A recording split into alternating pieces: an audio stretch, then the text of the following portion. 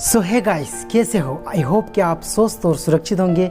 So finally मेरे YouTube friends बीच में आज लाइव देखेंगे आप, और कैसा क्या रहेगा वीडियो आप ज़रूर बताइए, क्योंकि आपको और आपके कंफ्यूजन दूर करने के लिए आपके बीच में हमारे मान्य श्री महेश श्रीवास्तव जी आपके बीच में आएंगे और आपको 10th और 12th के बच्चों का रिजल्ट आ गया, इनकी कंफ्यूजन दूर करने के लिए आपको कुछ मार्गदर्शक करेंगे। सो देखते हैं। प्रिय विद्यार्थियों, आप लोगों के हाई स्कूल और हायर सेकेंडरी के परिणाम आ चुके हैं और आप लोगों को अब आगे की पढ़ाई के बारे में विचार करना है और आगे की पढ़ाई के लिए क्या करें, कैसे करें, इस पर आपका मंथन अभी चल रहा होगा। हायर सेकेंडरी के बाद ग्रेजुएशन में विभिन्न प्रकार की स्ट्रीम है, कॉमर्स है, बायो है, आर्ट्स है। इसके बाद अनेक प्रकार के प्रोफेशनल कोर्स हैं। प्रिय विद्यार्थियों, हायर सेकेंडरी के बाद आपको अपने विवेक से निर्णय लेना है चाहिए कि हमें किस क्षेत्र में जाना है। आपको तरह तरह से लोग सलाह देंगे, परिजन भी हो सकते हैं, मित्र भी हो सकते हैं, पड़ोसी भी हो सकते हैं, रिश्तेदार भी हो सकते हैं। लेकिन कैरियर के चुनाव में हमें अपने आप को मजबूत रखना है और निर्णय ये लेना है कि हमें किस सेक्टर में जाकर हम सफलता प्राप्त कर सकते हैं, हमारी रुचि किस में है। हाँ, बात इतनी सी है कि रुचि अगर है तो उसमें मनोयोग से अपना काम करना चाहिए। दूसरों की सलाह पर चलते हुए और दूसरों के प्रेशर में आकर हम अपने कैरियर के बारे में कोई डिसीजन अगर लेते हैं तो हमारे लिए आत्मघाती होता है। कहते हैं, कभी कभी कहा जाता है कि हिंदुस्तान सोने की चिड़िया था। हो सकता हो, हमने तो ना तो जब हम थे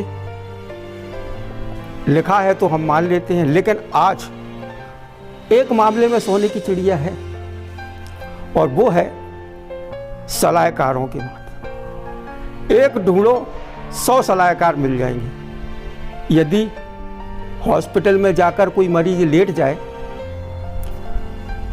तो इतने डॉक्टर, इतने इलाज, इतने उपाय लोग बताने उसे आ जाते हैं कि वो खुद चक्कर में पड़ जाता है कि आखिर हम किसकी माने, किसकी नहीं माने।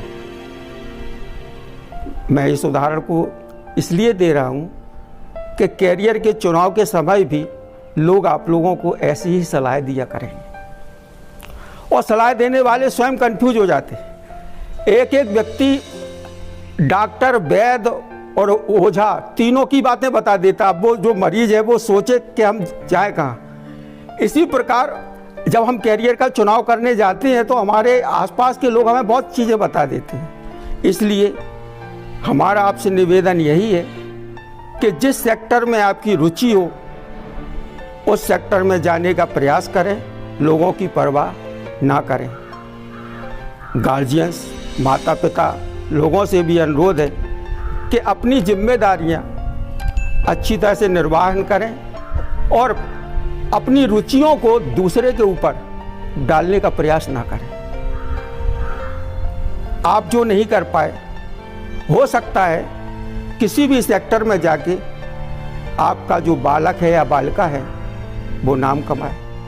केवल डॉक्टर और इंजीनियर ही अकेले नाम नहीं कमाते, चित्रकार भी नाम कमाते हैं, फिल्मकार भी नाम कमाते हैं और नाचने वाले भी नाम कमाते हैं। इसलिए सेक्टर कोई छोटा या बड़ा नहीं होता, उसमें आगे कितना बढ़ पाते हैं ये ध्यान दिया जाता है। इसी प्रकार जिस प्रकार से अगर एक मछली सोचे कि मेरे बच्चे तो पेड़ पे चढ़ जाएंगे, तो मछली के बच्चे कभी पेड़ पर नहीं चढ़ सकते। हाँ, पानी में रहकर उस मछली से बहुत आगे तेजी से दौड़ने का प्रयास तो वो कर सकते हैं और परिश्रम करके उससे तेज दौड़ सकते हैं, सारी मछलियों में तेज दौड़ सकते हैं। इसलिए अपेक्षा वही करें जो दूसरा कर सकते हो।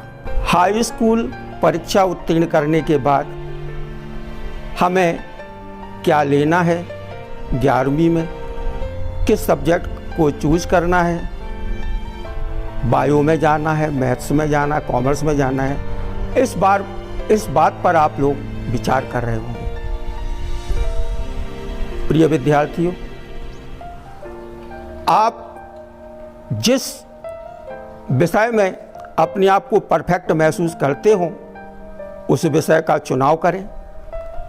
इस बात की परवाह ना करें कि लोग आपको क्या सलाह देते हैं। यूँ तो लोगों ने या सभी लोगों ने मान सकते हैं एक क्लासिफिकेशन कर रखा है। जो बहुत होशियारी से पास हुआ है 10वीं में, अच्छे नंबर लेके आया है, वो बायो या मैथ लेगा। उससे कम नंबर वाला कॉमर्स लेगा। ये क्या है? केवल बायो मैथ्स वाले यानी इंजीनियर और डॉक्टर ही किसी देश को चलाते हैं, कॉमर्स वाला क्यों नहीं चलाए? इतने बड़े बड़े गवर्नर हैं, इकोनॉमिस्ट हैं, देश की अर्थव्यवस्था चलाने वाले हैं, बैंकिंग वाले हैं। ये क्या कम इंटेलिजेंट है या जो बेवकूफ़ हैं? और उससे कम नंबर यदि किसी के आते हैं तो वो आर्ट्स वाला हो जाएगा। आर्ट्स यानी अरे साहब वो बिल्कुल जो बिल्कुल गया गुजरा स्टूडेंट है वो आर्ट्स लेता है। ये धारणा लोगों की बनी हुई है। क्यों भाई?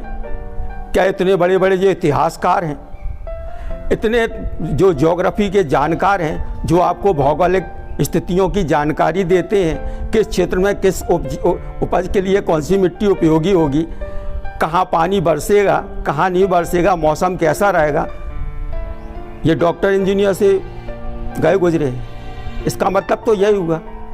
अरे भाई, जो सिविक्स यानी नागरिक शास्त्र का अध्ययन किए हुए लोग हैं, जो नए नए कानून बनाते हैं, लोगों की समस्याओं का उजागर करते हैं, वो लोग क्या होशियार नहीं है? केवल डॉक्टर और इंजीनियर ही होशियार होते हैं। जो जज हैं, जो निर्णय देते हैं, हाई कोर्ट सुप्रीम कोर्ट के जज हैं, ये डॉक्टर इंजीनियर जितने होशियार नहीं है क्या? इसके बाद सबसे गया गुजरा विषय मान लिया जाता है हम लोगों की नज़र में एग्रीकल्चर। अरे एग्रीकल्चर तो बिल्कुल जो बिल्कुल ही पढ़ने में बोकस होगा वो एग्रीकल्चर लेगा। क्यों भाई? ये जो बड़े बड़े कृषि वैज्ञानिक हैं, इन्होंने अच्छी अच्छी किस्मों की उपजें घोषित की हैं, यानी खोज की है उनकी। जहाँ पैदावार बहुत कम होती थी अब ज़्यादा होने लगी है। तरह तरह के कीटनाशक बनाए हैं और निरंतर नई नई खोजों के माध्यम से कृषि उत्पादन बढ़ाने में, जैसे हमारे यहाँ है, कभी डेनमार्क दूध उत्पादन में वो श्रेष्ठ हुआ करता था, आज भारत है। तो ये सब कृषि वैज्ञानिकों की मदद से ही हुआ ना। तो क्या वो डॉक्टर इंजीनियरों से भी गए गुजरे हैं? इसलिए आपकी जिस विषय में रुचि है उस विषय को आप चूज कीजिए। कोई विषय छोटा या बड़ा नहीं होता है, सारे विषय समान होते हैं। देश को, समाज को सारे सब्जेक्ट के नॉलेज वालों की ज़रूरत रहती है। इसलिए आपकी जो दिलचस्पी हो, जिसमें आपको इंटरेस्ट आता हो, इस बात से कभी ना कि क्लासिफिकेशन मत करोगे वो होशियार है तो वो मैथ्स बायो ही लेगा। एग्रीकल्चर वाला भी उतना ही वैल्यूएबल है जितना डॉक्टर इंजीनियर वाला मैथ्स बायो वाला है। उतना ही उपयोगी आर्ट्स वाला है, उतना ही उपयोगी कॉमर्स वाला है। सारे सेक्टर हम लोगों को दिखाई देते हैं, तो हम किसी को छोटा या बड़ा नहीं मान सकते। इसलिए आप अपने विवेक के अनुसार जिसमें आपकी रुचि हो उस स्ट्रीम का चुनाव कीजिए। धन्यवाद। सो गाइस, कैसा रहा आज का वीडियो? आपको कैसा क्या मार्गदर्शन मिला? आपको अच्छा लगा तो कमेंट सेक्शन में ज़रूर बताइए। और अच्छा लगा तो शेयर कीजिए, और इस चैनल पे जो नया है वो चैनल को सब्सक्राइब कीजिए, बेल आइकन प्रेस कीजिए, आने वाले वीडियो आपको मिलते रहेंगे। सो फाइनली नेक्स्ट वीडियो में कुछ नए टॉपिक के साथ फिर मिलेंगे, तब तक के लिए जय हिंद, जय भारत।